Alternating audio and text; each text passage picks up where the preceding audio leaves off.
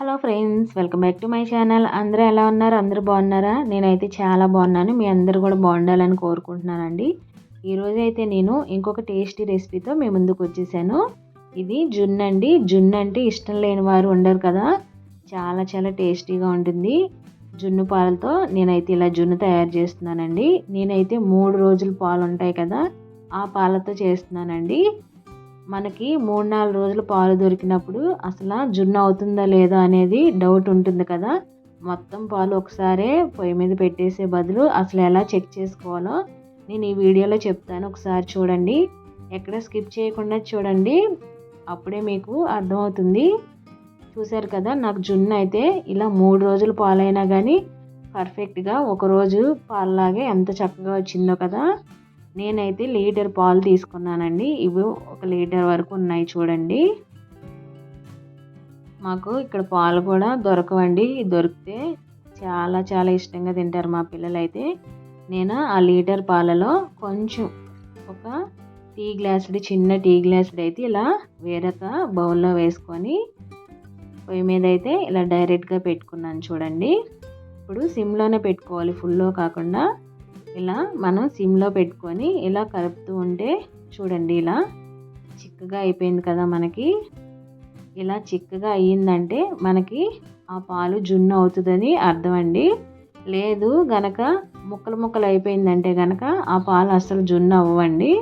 మనకి ఇలా చెక్ చేసుకోవాలి. 3-4 రోజుల పాలు ఒకవేళ మనకి దొరికితే గనక మొత్తం అన్ని పాలు ఒకసారి పెట్టేసే బదులు ఇలా కొంచెం పాలు వేసుకొని మీరు చెక్ చేసుకున్నారంటే ఇలా తెలుస్తుంది మనకి. నాకు ఆరిపోయిన తర్వాత ఇలా కొంచెం స్మూత్ పేస్ట్ లాగా అయింది, చూసారు కదా. ఇలా అయితే జున్ను అవుతుందండి నాకు. ఇప్పుడు నేను మొత్తం పాలు చెక్ చేసుకున్నాను కదా, ఇప్పుడు జున్ను అవుతుందని నాకు ఒక ఐడియా వచ్చాక ఇప్పుడు జున్ను అయితే ప్రిపేర్ చేసుకుంటున్నాను. కొంచెం డిఫరెన్స్తో నేను ఎలా చేస్తున్నానో ఒకసారి చూడండి. నేనైతే ఇలా 3 ఉన్నాయండి. నాకు ఇలా 3 గ్లాసులు పాలు అయితే ఉన్నాయి. నాకు ఇలా చెప్పాను కదా, ఆల్మోస్ట్ నాకు లీటర్ పాలు అనమాట అవి. ఒకవేళ మీరు గ్లాసులతో తీసుకున్నారంటే 3 గ్లాసులు వేసామంటే మనం ఒక 1 గ్లాస్ వరకు ఇలా పాలు అయితే నేను వేసుకున్నాను. నార్మల్ మిల్క్ వేసుకున్నానండి నేను. అసలు కలపకపోయినా పర్వాలేదు, కానీ నాకైతే జున్ను గట్టిగానే అయ్యింది. నేను మిల్క్ వేసుకున్నా. మనం 3 గ్లాసులు వేసుకున్నానంటే 1 గ్లాస్కేమో నార్మల్ మిల్క్ వేసుకోవాలి. అలాగే ఒక 3/4 కప్పు ఏమో బెల్లం వేసుకున్నా నేను. తర్వాత ఒక 2 స్పూన్స్ వరకు మిరియాలు వేసుకొని ఇలా మొత్తం అయితే క్రష్ చేసుకుంటున్నానండి. నేనైతే పొడి కొట్టుకోకుండా ఇలాగే క్రష్ చేసుకొని వేసుకుంటున్నానండి. ఇలా అయితే కొంచెం టేస్టీగా ఉంటుంది, ఫ్లేవర్ బాగుంటుందని. ఇలా మొత్తం బెల్లం అంతా కరిగే వరకు చక్కగా కలిపేసుకోవాలి. ఇలా ఒక స్పూన్తో కానీ ఏదైనా ఒక గడ్డి కానీ తీసుకొని తర్వాత నేను ఇలాచీ పౌడర్ కూడా వేసుకుంటున్నాను. నేను షుగర్లో ఇలాచీ పౌడర్ ఆల్రెడీ పొడి చేసి పెట్టుకున్నానండి. అది నేను ఇప్పుడు ఒక 1 స్పూన్ వరకు మిరియాల పొడి కూడా వేసుకుంటున్నాను. వేసుకొని ఇలా మొత్తం అంతా కలుపుకుంటున్నానండి. ఇప్పుడు కొంచెం పసుపు కూడా వేసుకుంటున్నానండి. అప్పుడప్పుడు పాలు మనకి అదో రకమైన స్మెల్ వస్తాయి కదా, ఆ స్మెల్ గురించి.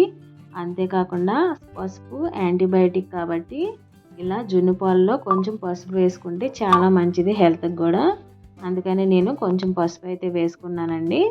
తర్వాత ఒక 1/2 గ్లాస్ కన్నా చాలా తక్కువ షుగర్ కూడా వేసుకున్నాను.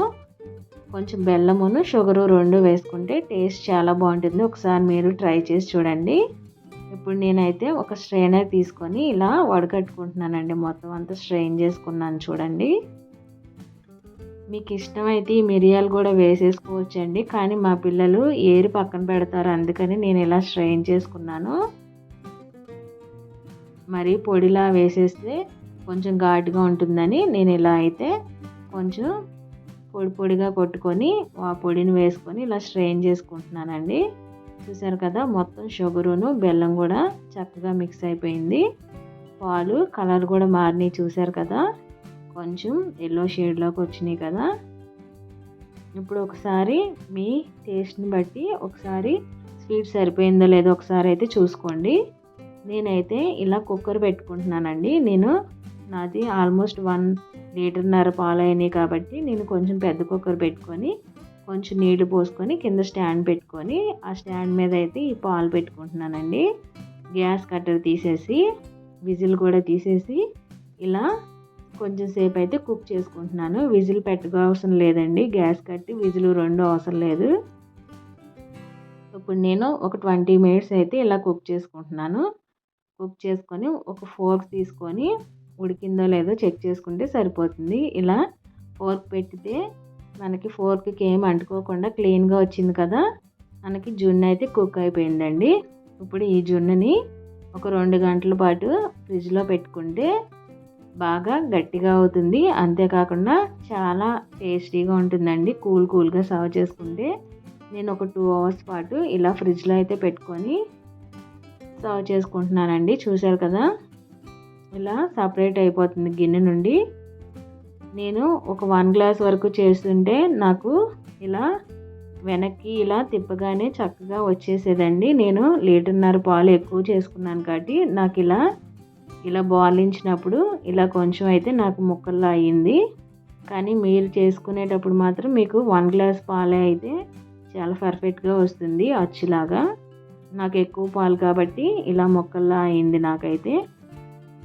చూసారు కదా, ఈ ముక్కలు కూడా ఎంత గట్టిగా ఉన్నాయో, జెల్లీలాగా చక్కగా రబ్బర్ లాగా ఎలా ఊగుతుందో పీస్ కూడా. నేను కట్ చేసి కూడా చూపిస్తున్నాను చూడండి. చాలా పర్ఫెక్ట్గా వచ్చింది. మనకి 1 డే పాలు ఎలా ఉంటాయి జున్ను పాలు అలా వచ్చింది కదా జున్ను కూడా. నాకైతే ఇది 3 రోజుల పాలండి.